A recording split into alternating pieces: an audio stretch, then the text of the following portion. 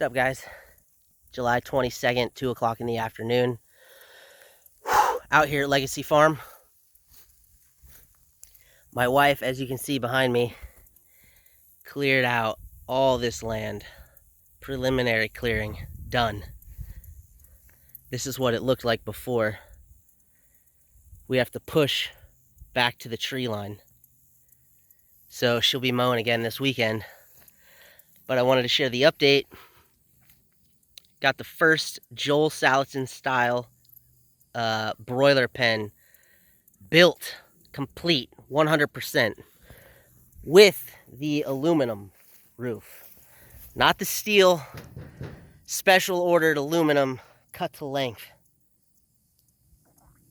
Plasson water, all hooked up, holes drilled here. So, huge win. This is the first of 10, so I still have 9 more to build. So, I'm gonna wipe some of this sweat off and get something to drink, and then keep pounding away.